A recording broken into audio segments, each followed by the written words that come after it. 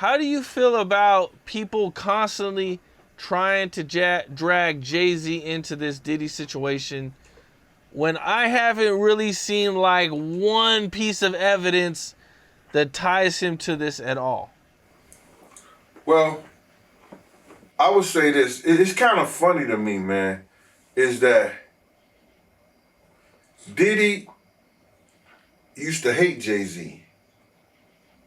He hated Jay-Z enough when he was trying to get Ja Rule to go at Jay-Z. This is back in the early 2000s. And one day, Asner, Kushner, Diddy, and myself went to a Nets game and we met Jay-Z. I've never been a Jay-Z fan, like some of his music, the whole 9 yards. But when we went over to the, I think that was Prudential Center in Newark, and him and Puff met up, it was strange to me. Because I remember what Puff was trying to do. And then both of them, they was talking about something amongst each other, amongst all of us, and laughing and joking with each other. Then over the years, I see them giving garden parties. You understand what I'm saying? You could tell that the people in power had gave that reign to Diddy, and Jay was next in line. So to separate him, when in fact they may be two of the same, but because Jay-Z is low-key, that low-key sneaky shit, and Diddy is, and was, rambunctious, just out with it, it don't mean that they not two of the same. One just a little quiet with his shit. What happened at the basketball game? When they ran into, you guys ran into Jay-Z? They was talking amongst each other about their little white girls. They little skinny white girls. And I mean, did Diddy always say negative things about Jay around you? The time he was trying to get Ja Rule to go at Jay, yeah. He was. They worked it out. Was there a reason behind it? I couldn't tell you the reason behind it. It's probably because Big had died. I don't know what it was, man. I don't know why he wanted Ja Rule to go at Jay. I guess if he kept them beefing or kept them into some bullshit, he could rise up in between both of them. You know what I mean? Yep. It definitely was some snake shit. Well, Meek Mill is also someone who has been tied into this whole Diddy situation. We talked about Dawn from Dirty Money a little bit earlier, and one of the things she said was that she was with Diddy at a dinner when he punched Cassie in front of Usher, Neo, and Jimmy Iovine and other high-profile guests. What do you think of that? And those men sit up there and seen her being abused by him, and they did what everybody else did for years in the industry. They kept it quiet and kept doing business with him. Do you think a lot of people know what Puff was doing and kind of just turned a blind eye? Yeah. That's a no-brainer. That's a no-brainer. He had got so... You're listening. Everybody in the world knew he took a cowbell and tried to beat the coach up with it. Nobody did nothing. They heard stories for years about him slapping, beating Kim. and all other women that he was with. I'm surprised more haven't came out with it. They don't probably want the attention or whatever. But there's more women out there can say that he probably put their hands on them. With Usher, Neo, and Jimmy Iovine being exposed as somebody who might have potentially seen this type of behavior, do you think that they will try to call them on the stand, or, do you think they should be held accountable for some of that too? Well, I think that when you have situations like that and you in a room with somebody, you can't make them see anything when they come to the stand, because all they can say is that I didn't see it. I was there. I wasn't looking in that direction. I don't know what really happened.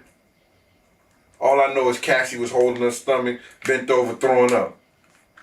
You know what I'm saying? Yeah, they'll say anything. Their lawyers will tell them what to say. They have people to teach them what to say in circumstances and situations like that. So Dawn, yes, she saw it. She saw that they were there, and they should have seen it too. She would have to describe when that happened. What did Usher do? What did Neo do? What did they say? What did Jimmy Iovine do? What did Jimmy Iovine say? So they could be questioned based on what she said took place at that scene. Now, one of the things I think that, if this thing actually goes to trial. What thing? That's what I was getting to. What thing is that? It's going to trial, man. It's going to trial. Yo, Cam. It's going to trial. Maybe not. Not if he snitches. If he take a plea and they give him immunity. If he cooperates and takes a plea, it might not go to trial. Okay. You're right. But one of the biggest things that I think would come, if Diddy actually makes it to a trial, is going to be Cassie getting on the stand. I don't believe so. You don't believe, but she's there. She's got to be their star witness, though. Like, she could be their star witness, but I don't think that's going to be the big moment. The big moment is when Lil Rob get on that stand and he has to explain how did he wake up in a bed with 3 or 4 men butt naked with Diddy, not knowing that he was drugged and he had some kind of liquor or alcohol that was laced that caused men to have sex with him. That's going to be crazy. You don't think that'll be crazy? I think Cassie would be much. She was his girlfriend for what, 8-10 years or something? She's going to get on the stand and she's going to document their whole relationship, man. Every sex act, And some was consensual. Some was consensual, Some but all was the consensual, something like that. Yeah. all the gay stuff. You don't think that that's some horrific shit? I know her having different sex partners with Puff. Puff and Kim was doing that. But the beatings though too. Right, I mean, that's probably not the only time he did that. Oh, no doubt. That's definitely not the only time. We know that's not the only time. We already know another time that Dawn saw it. So if he did it in front of Dawn, he did it in front of other people. But Lil Rob said that they shot a guy in the studio and drug him outside. They shot somebody in the studio and drugged the guy outside.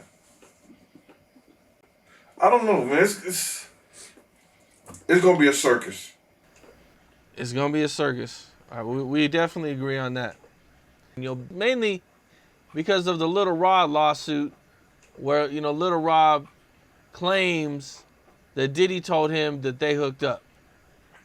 So Meek Mill tweets recently that he wants to hire an investigation team and pay him $100K to find out every specific detail involving him and the Diddy case.